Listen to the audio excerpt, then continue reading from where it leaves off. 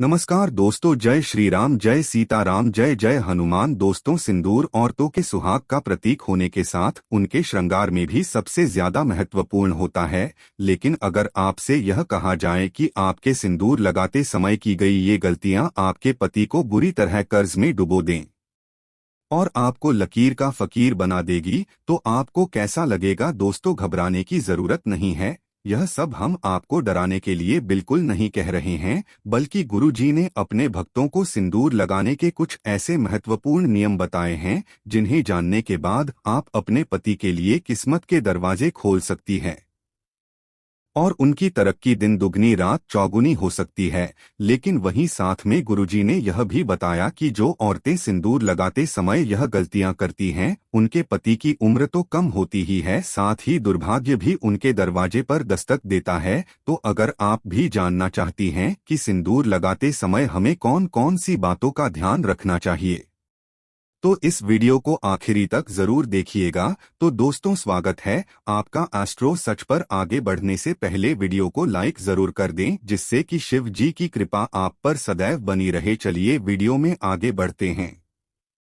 दोस्तों, एक शादीशुदा स्त्री की पहचान उसका सिंदूर ही होता है और हिंदू धर्म में कहा जाता है कि औरत जितनी लंबी अपनी मांग घटी है, उसके पति की आयु भी उतनी ही लंबी होती है। इसके अलावा सामुद्रिक शास्त्र में जो 16 श्रृंगार बताए गए हैं, उनमें से सबसे महत्वपूर्ण श्रृंगार सिंदूर ही है, जो न केवल एक स्त्री की गरिमा को दिखाता है, बल्कि उसके पति के सौभाग्य को भी बनाए रखता है। लेकिन आधुनिकता के चलते और में मॉडर्न बनने की होड़ में इस परंपरा को एक तरफ उठाकर रख दिया है। अब या तो महिलाएं अपनी मांग में सिंदूर लगाती ही नहीं हैं, या फिर तेरी मेरी मांग बनाकर उल्टा सीधा सिंदूर भरने लगी हैं, और इसकी वजह से उनके जीवन में परेशानियां चलती रहती हैं और फिर वह और अपने भाग्य को और भगवान को दोष देती है।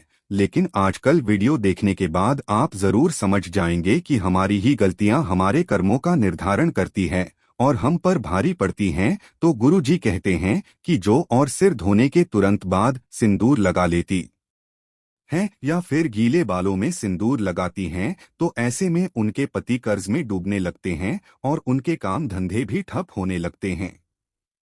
साथ ही आपको यह भी बता दें कि शास्त्रों के अनुसार गीले बालों में सिंदूर भरने से इसका प्रभाव महिलाओं के मन पर पड़ सकता है और उनके मन में बुरे बुरे विचार आ सकते हैं, और ऐसा करने से पति पत्नी के रिश्ते में लड़ाई झगड़ा और परिवार में क्लेश हो सकता है। और दो को हमेशा अपने बाल धोने के बाद सुखाने चाहिए और उसके बाद ही अपनी मांग भी नहीं चाहिए। इसी के साथ गुरुजी यह भी कहते हैं कि फैशन में महिलाएं अलग अलग बनावट के कपड़े पहनने लगी है, उसी तरह से दूर को भी अपनी सहूलियत के हिसाब से तेरी मेरी मांग करके लगाने लगी हैं, जो कि बिल्कुल अनुचित है। सिंदूर लगाते समय महिलाओं को यह ध्यान रखना चाहिए कि दूर हमेशा नाक की सीध में ही लगाया जाता है जो और दे तेरी मेरी मांग निकालकर सिंदूर लगाती हैं, ऐसी औरतों के पति की सफलता में कई रुकावटें आती हैं और उनके कोई भी कार्य सफल नहीं हो पाते हैं। दोस्तों, वहीं जो औरतें अपनी मांग का सिंदूर को अपने बालों से छुपा लेती हैं,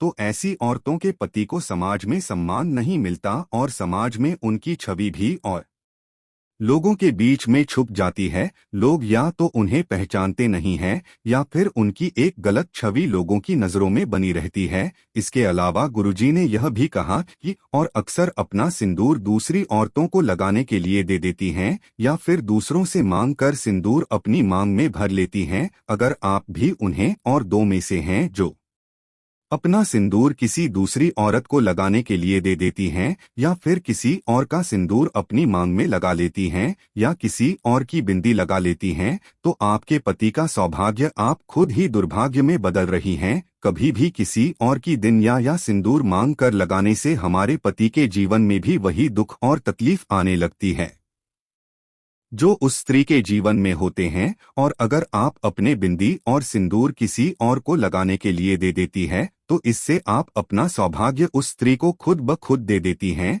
तो इसीलिए आप अपनी किसी भी चीज को दूसरों को दे सकती हैं या दूसरे से मांगकर कुछ भी इस्तेमाल कर सकती है, लेकिन अपनी बिंदी और सिंदूर को किसी को देने और किसी से लेने से पहले 1000 बार जरूर सोचिएगा। दोस्तों, इसी के साथ गुरुजी ने सिंदूर लगाते समय हमें किन बातों का ध्यान रखना चाहिए यह भी बताया है। गुरुजी कहते हैं कि और दो को हमेशा नाक की सीध में लंबा सिंदूर लगाना चाहिए। माना जाता है कि औरत अपनी मांग जितनी लंबी भरती है उसके पति की आयु भी उतनी ही लंबी होती है और उसकी तरक्की के रास्ते खुलते चले जाते हैं। अगर आप एक कामकाजी महिला है और हर रोज सिंदूर लगाना आपके लिए मुमकिन नहीं है तो आप यह ध्यान रखें कि 30 त्योहार के मौके पर सिंदूर जरूर लगाएं और हो सके तो जब भी आप किसी मंदिर या फिर पवित्र स्थान पर जाएं तो वहां का सिंदूर लेकर अपनी मांग में जरूर भरें। और जी स्त्रियों की नई नई शादी हुई है वे अपनी शादी का सिंदूर संभाल कर रखें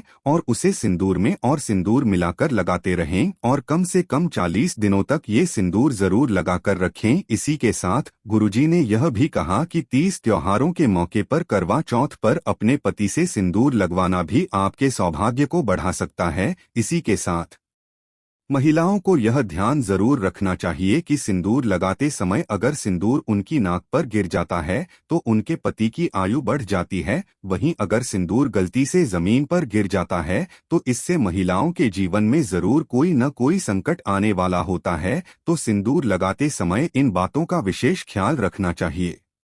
दोस्तों, हमारे हिंदू धर्म में एक कथा प्रचलित है कि वनवास के बाद जब एक बार सीता माता अपनी मांग को सिंदूर से भर रही थी तब हनुमान जी सीता माता के पास जाकर पूछते हैं कि माता आप यह क्या कर रहे हैं। तब सीता माता ने हनुमान जी को बताया कि वह श्री राम की लंबी आयु के लिए अपनी मांग में सिंदूर भर रही है, इससे शरीर प्रसन्न होते हैं। तब हनुमान जी ने सोचा कि अगर इतना सा सिंदूर लगाने से उनके प्रभु की आयु बढ़ सकती है तो क्यों न वह अपने पूरे शरीर पर सिंदूर लगा लें। और तभी से हनुमान पर सिंदूर चढ़ाने की प्रथा बन गई। तो देखा आपने दोस्तों, अगर सिंदूर मीठी सकती है कि वे भगवान की आयु बढ़ा सकता है तो इंसान की बात तो क्या ही है। तो दोस्तों, सिद्धू वास्तव में एक महिला के सौभाग्य से जुड़ा होता है क्योंकि हर एक इंसान के भीतर 7 चक्र होते हैं और जो महिलाएं नियमित रूप से सिंदूर लगाती हैं उनका 7वां चक्र यानी कि आज्ञा चक्र बिना किसी मेहनत के तपस्या के एक्टिवेट हो जाता है। और जब किसी व्यक्ति का आज्ञा चक्र जागृत हो जाता है तो उसे परिस्थितियां भांपने की शक्ति मिल जाती है।